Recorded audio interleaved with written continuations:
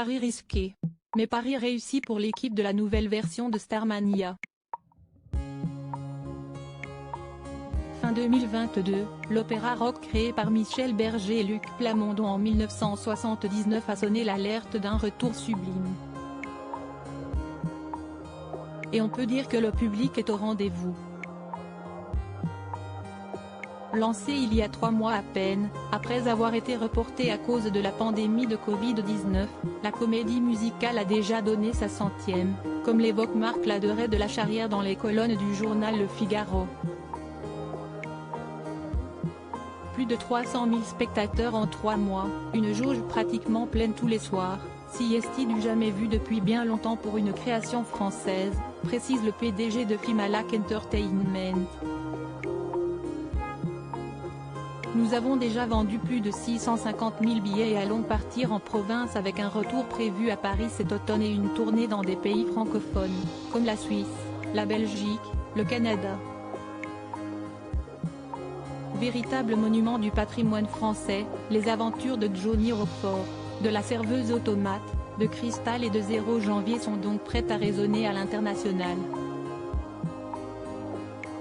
Il nous faudra atteindre 1 million de spectateurs pour amortir les investissements de départ. Le public aurait dû retrouver tous les titres emblématiques de Starmania bien plus tôt, sur scène, puisque ce retour était programmé, initialement, pour le mois de septembre 2020. Mais parfois, la patience est une vertu qui mérite d'être usée. L'opéra rock, mis en scène par Thomas Joly, chorégraphié par Sidi Larbi Cherkaoui et Kevin Vives, est un franc succès qui n'a pas fini de faire parler de lui.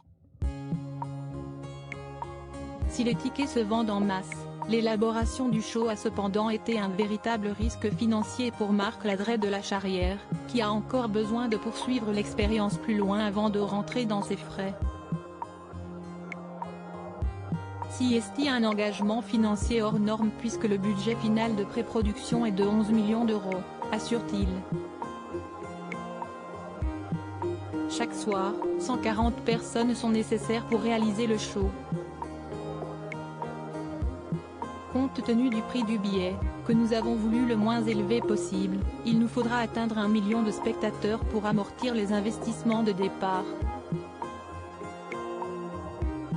Nous les aurons, conclut-il, confiant.